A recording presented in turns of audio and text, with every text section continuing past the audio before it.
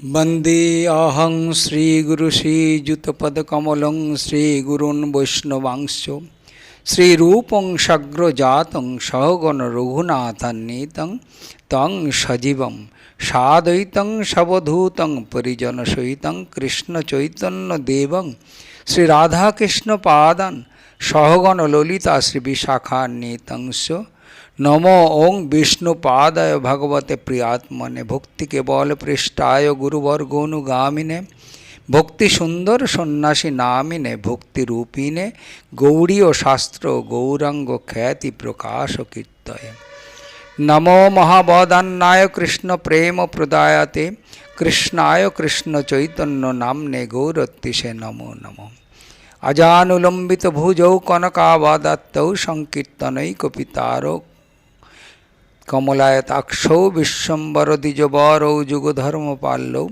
वंदे जगत प्रियकरौ करुणावतारौ।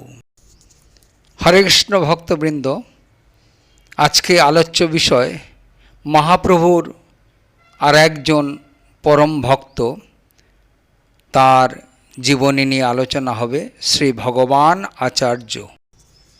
हरे कृष्ण।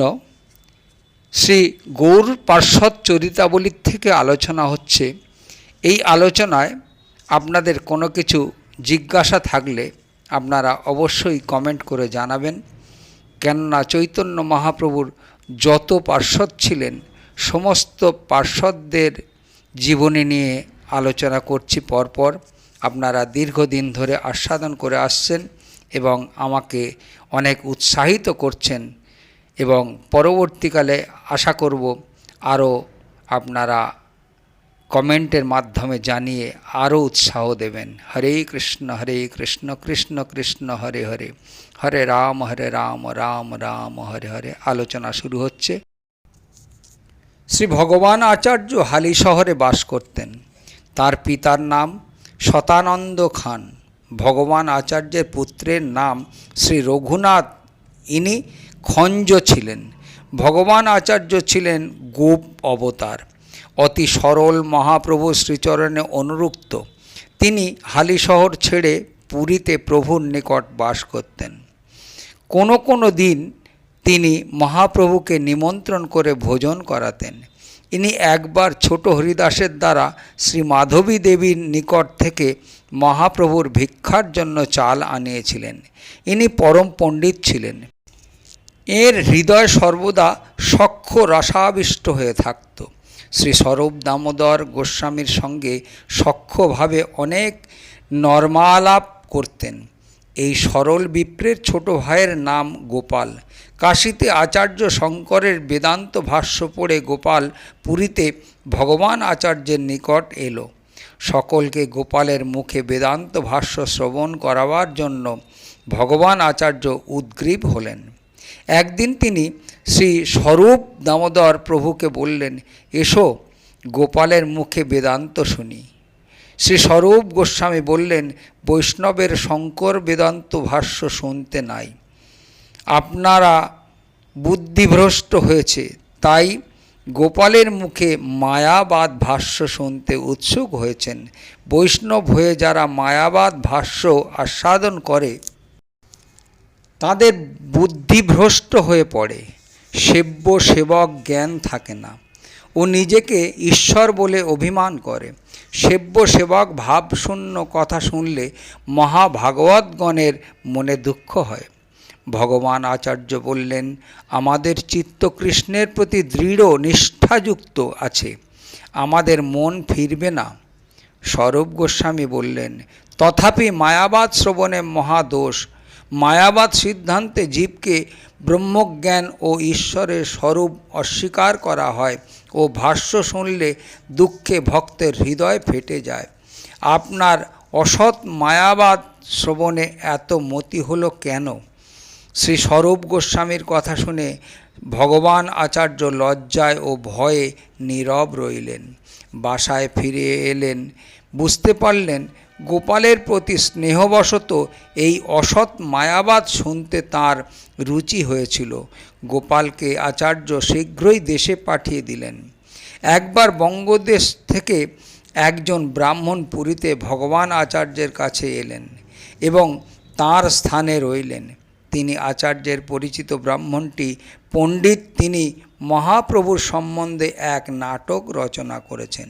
একদিন নাটকখানি ভগবান আচার্যকে ও কতিপয় বৈষ্ণবকে শোনালেন। তারা নাটকের প্রশংসা করলেন। অতঃপর ব্রাহ্মণের ইচ্ছা হলো নাটক মহাপ্রভুকে শোনাবেন।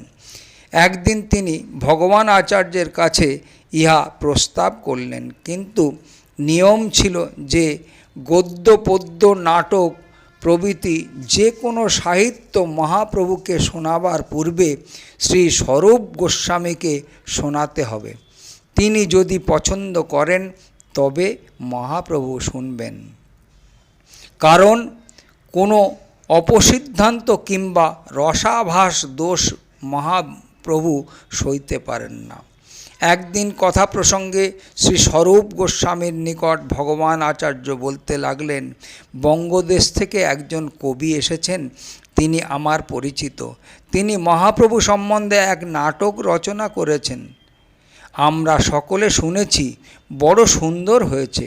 তুমি যদি একবার শোনো ও অনুমোদন করো তবে মহাপ্রভু শুনতে। স্বরূপ কহে, তুমি গো পরম উদার, যে সে শাস্ত্র শুনিতে ইচ্ছায় উপজয়ে তোমার। শ্রী স্বরূপ গোস্বামী বললেন, আপনি পরম উদার, যে কোনো কথা ও শাস্ত্র শুনতে ইচ্ছা করেন। যাদের সাধুসঙ্গ হয়নি, রসতত্ত্ব ভক্তিতত্ত্ব জ্ঞান নাই, তাদের বর্ণনা কদাপি সুসিদ্ধান্ত যুক্ত হয় না। তাতে রসাভাস প্রভৃতি দোষ থাকবেই থাকবে।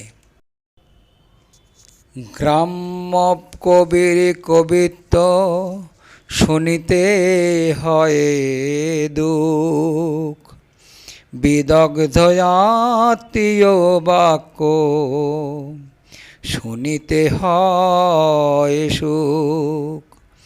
রূপ জয়ছে দুই নাটক করিয়াছে আরম্ভে, শুনিতে আনন্দ বাড়ে যার মুখ বন্দে। সৎসঙ্গে ভক্তিরস অনুশীলন করে নাই, ভক্তিশাস্ত্র পড়ে নাই বা ভক্তিরস বিচার শোনে নাই, তারা হলো গ্রাম্য কবি। তাদের বাক্য ভক্তি রসিকের হৃদয়ে সুখ উৎপাদন করতে পারে না। ভগবান আচার্য বললেন, তুমি একবার শুনে দেখো, যদি ভালো মনে না করো তো শোনাবো না, ভালো মনে করো তো শোনাবো। এবার স্বরূপ দামোদরের প্রভু স্বীকৃত হলেন। কবিকে ডেকে ভগবান আচার্য তাঁর কাব্য শোনাতে বললেন। কবি স্বরূপ দামোদর ও অন্যান্য ভক্তগণের সামনে নান্দি শ্লোক পড়তে লাগল। তিনি পড়তে লাগলেন, জগন্নাথ সুন্দর শরীর, শ্রীচৈতন্য গোসাই শরীর মহাধীর, সহজে জড় জগতের চেতন করাইতে, নীলাচলে মহাপ্রভু হইলা আবির্ভূতে।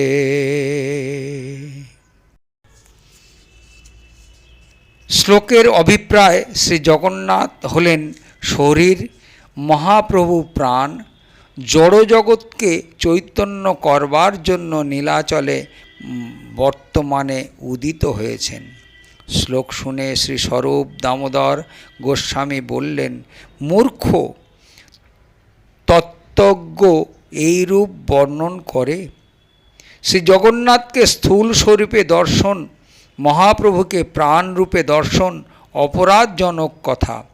দুই পূর্ণ ব্রহ্ম দেহদেহী অভেদ। ভগবৎ বিগ্রহকে স্থূল জড় কঠিন পাথর মনে করা মহা অপরাধ। ঈশ্বরের দেহ দেহিতে কোনো ভেদ নাই। শ্রী স্বরূপ গোস্বামীর সিদ্ধান্ত শুনে সকলে স্তম্ভিত হলেন। বললেন, শ্রী স্বরূপ গোস্বামীর সিদ্ধান্ত সত্য, সিদ্ধান্ত কবির বাক্যে বহু দোষ রয়েছে। কবি শুনে স্তম্ভিত ও লজ্জিত হয়ে অবনত শিরে বসে রইলেন। তখন শ্রী স্বরূপ গোস্বামী বলতে লাগলেন, যাহ ভগবত পরম বৈষ্ণবের স্থানে, একান্ত আশ্রয় কর চৈতন্য চরণে।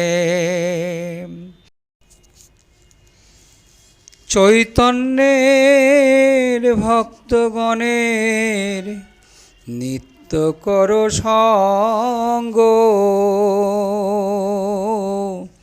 তবে জানিবা সিদ্ধান্ত সমুদ্র তরঙ্গ।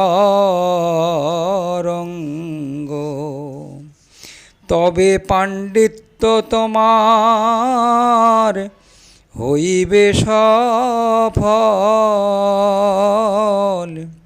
কৃষ্ণের স্বরূপ লীলা বর্ণিবা নির্মল। শ্রী স্বরূপ দামোদর বললেন, যাও ভাগবত পড়ো বৈষ্ণবের স্থানে গিয়ে, একান্ত আশ্রয় করো চৈতন্যের চরণে। চৈতন্যের ভক্তগণের নিত্য করো সঙ্গ, তবে তুমি জানতে পারবে এই সমুদ্রের তরঙ্গ। তবে তোমার পাণ্ডিত্য সফল হবে, কৃষ্ণের স্বরূপ লীলা তুমি বর্ণন করতে পারবে নির্মলভাবে। শ্রী স্বরূপ দামোদর গোস্বামীর করুণা ব্যঞ্জক বাক্য শুনে বঙ্গদেশের কবি সুখী হলেন। অনন্তর তিনি সব ত্যাগ করে মহাপ্রভুর শ্রীচরণতলে পুরীতে রইলেন। সেই কবি সর্বতেজী রহিলা নীলাচলে, পৌ গৌর ভক্তগণের কৃপা কে কহিতে পারে।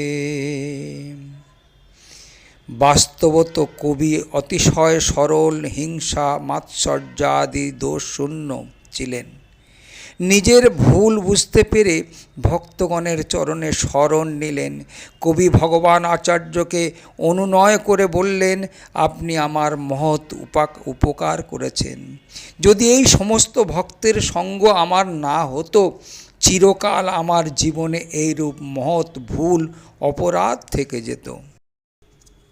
হরে কৃষ্ণ।